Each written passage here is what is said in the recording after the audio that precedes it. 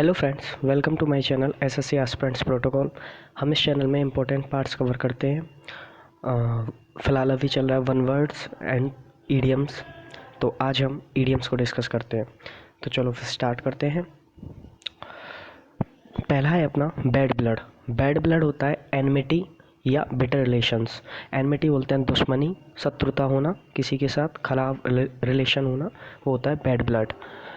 Next है अपना bag and baggage. Next अपना बैग एंड बैगेज, इसका मतलब होता है बोरिया बिस्तर समेत सारी चीज़ साथ में, विद ऑल बिलोंगिंग्स। कहते हैं ना, कोई कहीं खाली करके गया तो बोरिया बिस्तर लेके चला गया, तो उसको बोलते हैं विद ऑल बिलोंगिंग्स, यानी कि बैग एंड बैगेज कंप्लीटली छोड़ गया। नेक्स्ट है बेकर्स डोजन। बेकर्स डोजन होता है 13 इन नंबर। मतलब वैसे जनरली डोजन में 12 होता है, लेकिन बेकर्स डोजन है, बेकर जो बेकरी वाले होते हैं उनका ये कहावत है, बेकर्स डोजन उनका 30 नंबर होता है। जनरली वैसे डोजन का मतलब 12 होता है। ओके, नेक्स्ट है अपना be born with a silver spoon in one's mouth. To be born in a rich family, मतलब धनी परिवार में पैदा होना, इस इडियम का मीनिंग है।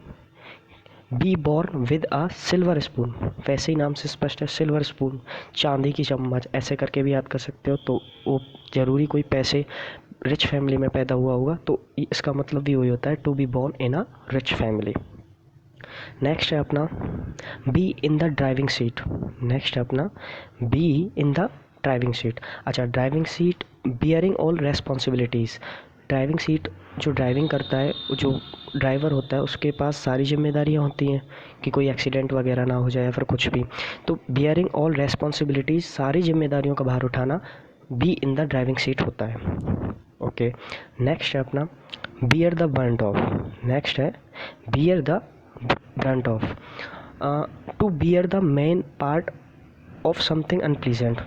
किसी भी मेन पार्ट का मतलब किसी भी चीज़ का परिणाम भुगतना, कोई अनप्लीजेंट मतलब कोई ख़राब चीज़ हो गई हो, कोई ख़राब दशा हो गई हो, उसकी ख़राब पोजीशन हो गई हो, उस चीज़ का परिणाम भुगतना ही क्या बोलते हैं, beer the brunt of. Okay, next है अपना बीट अबाउट द बुश। काफ़ी बार आया है एग्ज़ाम में, बीट अबाउट द बुश, यानी कि घुमा फिरा कर बातें करना। To talk in a round about manner, या एक इसका वन वर्ड सब्स्टिट्यूशन होता है to talk in a round about manner का, कि सर्कमलोकेशन। इसका मतलब होता है कि घुमा फिरा कर बातें करना, एक पॉइंट पे नहीं, टू द पॉइंट नहीं बात करना, इधर उधर कहीं ना कहीं ऐसे ऐसे बातें करना, वो होता है बीट अबाउट द बुश। अच्छा, नेक्स्ट है बीट ब्लैक एंड ब्लू। क्या? बीट ब्लैक एंड ब्लू, इसका मतलब होता है बीटिंग मर्सिलेसली, अत्यधिक पिटाई करना बिना किसी दुख के, मतलब निर्दयी भाव से पिटाई करना, उसको बोलते हैं बीट ब्लैक एंड ब्लू। ठीक है, अत्यधिक पिटाई करना। ओके, नेक्स्ट है अपना बीट हॉलो। क्या है? Beat hollow. बीट हॉलो का मतलब होता है to defeat thoroughly and convincingly, बुरी तरह से पराजित करना।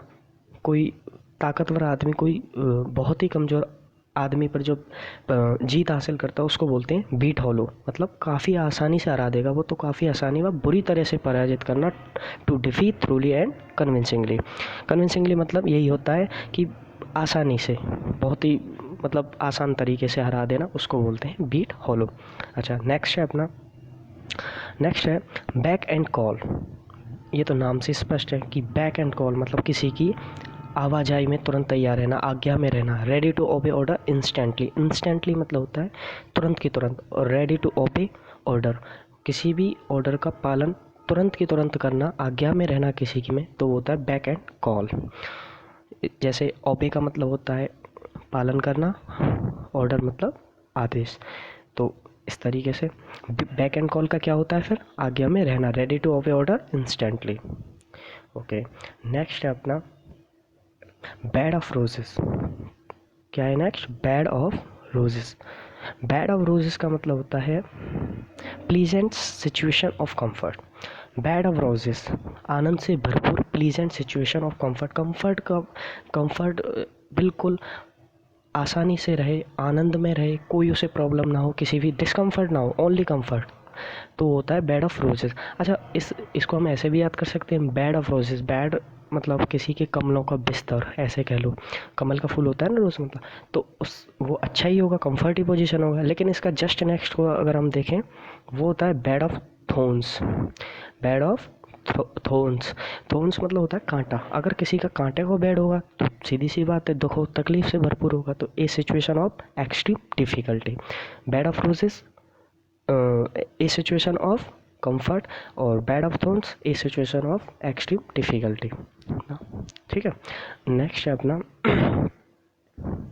beggar description. नेक्स्ट है beggar description. A person with no resources ever नहीं है, बेगर डिस्क्रिप्शन होता है। अच्छा एक बात बताओ, बेगर भिखारी की जो डिस्क्रिप्शन हम करेंगे अगर, तो वो तो एवर नहीं होगा, उसका कोई, उसके पास कोई सोर्स नहीं है, रिसोर्स नहीं है, स्रोत नहीं है कोई, तो उसका कहीं से भी उठा लो उसका एवर्णीय ही रहेगा सब कुछ। तो उसे बोलते हैं बेगर डिस्क्रिप्शन, मतलब जिसकी कोई डिस्क्रिप्शन ना हो, कोई व्याख्या ना हो, वो होता है बेगर डिस्क्रिप्शन। ओके, नेक्स्ट है बेल द कैट। नेक्स्ट है bell the cat. Bell the cat का होता है taking first step at personal risk. अपनी पर्सनल रिस्क पर एक फर्स्ट आगे की तक कदम उठाना, जोखिम उठाना किसी भी बात का, उसे बोलते हैं बेल द कैट। किसी भी साहसपूर्वक कार्य करना, खुद स्वयं अपना स्टेप पहले करना बजाय किसी और से, वो बोलते हैं bell the cat. Okay, bell the cat क्या होता है समझ के, taking first step at personal risk, अपनी खुद के बलबूते पर किसी चीज़ का फेस करना, किसी प्रॉब्लम का, वो होता है बेल द कैट। अच्छा नेक्स्ट है between the devil and the deep sea. Between the devil and the deep sea, between too difficult situations, दो गंभीर परेशानियों के बीच जो होता है उसको, उस इडियम्स को क्या कहते हैं, between the devil and the deep sea. दोनों तरफ मुसीबतें, एक तरफ कुआं एक तरफ खाई, ऐसे कह लो। तो between too difficult situations. Next है बिग गन।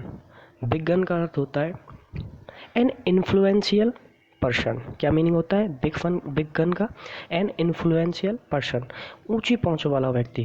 कहते हैं ना ये तो बहुत ही ऊंची पहुंच वाले व्यक्ति है, इससे पंगा ना लो, तो वो होता है इन्फ्लुएंशियल, मतलब जिसका प्रभाव सबसे ज़्यादा हो। ऐसा पर्सन जिसका प्रभाव सबसे ज़्यादा हो, वो होता है अ बिग गन। नेक्स्ट है बर्ड ऑफ पैसेज। नेक्स्ट है bird of passage, one who comes occasionally. One who comes occasionally, जो अकेजनली का मतलब होता है कभी, यदा कदा, कभी कभी, नॉट जनरली, कभी कभी। तो bird of passage one who comes occasionally, यदा कदा आने वाला, कभी कभी आने वाला, उसको बोलते हैं वन हु कम्स ओकेजनली। अच्छा एक बात और देखो, अकेजनली का सबसे, ये पेपर में करेक्ट स्पेल में पूछी जाती है, तो इसकी स्पेल एक बार देख लो, OCCASIONALLY, ना कि डबल एस नहीं है, OCCASIONALLY। अकेजनली, अकेजनली में तो होता है यदा कदा, कभी कभी। ओके, नेक्स्ट है अपना bird's eye view. Bird's eye view, सरसरी निगाह, ओवरव्यू। ओवरव्यू होता है सरसरी निगाह, पैनी निगाह, उसको बोलते हैं बर्ड्स आई व्यू। ठीक है, नेक्स्ट है अपना बर्ड्स ऑफ फेदर। नेक्स्ट क्या है अपना birds of feather. Birds of feather का मतलब होता है, एक सेकेंड, बर्ड्स ऑफ फेदर का मतलब होता है people with the same idea या same characteristics and same interests.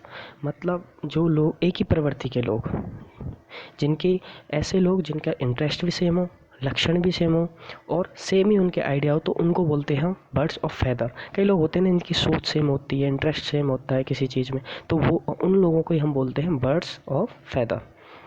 Next अपना बाइट द डस्ट। नेक्स्ट अपना bite the dust. Bite the dust होता है टू बी डिफीटेड, पराजित होना। डिफीट का मतलब होता है हराना, और टू बी डिफीटेड पैसिव है, बी प्लस B3, तो बी प्लस वर्ब की थर्ड फॉर्म जहाँ भी आती है, अप्रॉक्सी 98 केसों में वो होता है पैसिव। टू बी डिफीटेड, पराजित होना, bite the dust. Okay, next है अपना, इसको हम ऐसे भी याद कर सकते हैं, बाइट द डस्ट को, डस्ट मतलब धूल होती है, बाइट मतलब एक तरीके से काटना या काटना समझ लो, मतलब धूल को जो धूल चाटना ऐसे बोलते हैं ना हिंदी में, धूल चाटना, तो वही होता है बाइट द डस्ट, यानी कि पराजित होना। नेक्स्ट है अपना ब्लैक शीप। नेक्स्ट है अपना ब्लैक शीप। ब्लैक शीप का मतलब क्या होता है? ऐसा व्यक्ति जो परिवार के लिए, किसी भी टीम के लिए शर्मिंदगी का कारण बने। A person who is regarded as disgrace for his family and team etcetera. वो ये है कि ऐसा पर्सन जो डिस्ग्रेस मतलब असम्मान, शर्मिंदगी किसी भी फैमिली या कोई भी टीम का मेंबर हो और वो ऐसा करे तो उसे बोलते हैं ब्लैक शीप। शर्मिंदगी का कारण बने उसे बोलते हैं ब्लैक शीप। उसने कोई कार्य ऐसा किया हो जिससे उसकी टीम की या फैमिली की इज्जत पे बात बनी हो, तो उसे बोलते हैं ब्लैक शीप। नेक्स्ट है अपना ब्लाइंड एले। नेक्स्ट है अपना ब्लाइंड एले। इस situation in which no further progress can be made. ऐसी स्थिति जहाँ से आगे कोई कार्य संभव ही नहीं है, उसकी प्रोग्रेस आगे होना संभव ही नहीं है, प्रोग्रेस नहीं हो सकती, प्रगति नहीं हो सकती, उसको बोलते हैं का ब्लाइंड एले। ब्लाइंड। नेक्स्ट है अपना ब्लाइंड डेट। ब्लाइंड डेट किसी को डेट पे जाना, और ब्लाइंड डेट नाम से स्पष्ट है। इसका मतलब a meeting between a girl and boy who have not met before, जो पहले कभी नहीं मिले लड़के और लड़कियां और वो डेट पे जा रहे हैं, तो उस डेट को क्या बोलेंगे? Blind date. नेक्स्ट है blow once on trumpet. Next है blow ounce to praise one self. अपने मुंह मियाँ मिट्ठू करना। कई लोग होते हैं ना अपने मुंह से ही अपनी बढ़ाइयाँ करते हैं, तो उसे बोलते हैं blow once on trumpet to praise one self. Next है अपना ब्लू ब्लड। ब्लू ब्लड होता है शाही व्यक्ति, रॉयल आदमी, रॉयल पर्सन, तो इसको ही बोलते हैं रॉयल और एरिस्टोक्रेटिक डिसेंट। कल बताया ना एरिस्टोक्रेसी का मतलब श्रेष्ठ लोग, उत्तम लोग, government by the nobles. Descent मतलब होता है वंशज, तो ऐसा कोई व्यक्ति जिसको रॉयल वंशज हो, रॉयल शाही फैमिली का कोई वंशज हो, उसे बोलते हैं ब्लू ब्लड। नेक्स्ट है ब्लू बुक। ब्लू बुक क्या होती है? ब्लू बुक क्या होती है? गवर्नमेंट रिपोर्ट, सरकारी रिपोर्ट को हम ब्लू बुक कहते हैं। ओके। नेक्स्ट है अपना body and soul. Body and soul. Soul मतलब आत्मा, बॉडी मतलब बॉडी, इसका मतलब कंप्लीटली हो गया, अंदर भी और बाहर भी, तो यही होता है इसका मतलब body and soul and entirely, पूर्णतया, कंप्लीटली। नेक्स्ट है अपना इम्पोर्टेंट है बोल्ड फ्रॉम द ब्लू। इसका मतलब होता है अनएक्सपेक्टेड प्रॉब्लम, जिसकी कोई एक्सपेक्ट नहीं की हो, एकदम आ गई, कोई अचानक कोई विपत्ति या प्रॉब्लम आती है, उसको बोलते हैं bolt from the blue. Important है। नेक्स्ट है bone of contention. Bone of contention, subject of a dispute. Dispute होता है झगड़ा कोई, तो किसी भी झगड़े का कारण या फिर कोई झगड़े की वस्तु, उसको बोलते हैं बोन ऑफ कंटेंशन। ये हुई बोन ऑफ कंटेंशन की। अच्छा, तो ख़त्म हो गया। ये था आज का ईडियम की सीरीज़ का next video. So thank you for listening to me.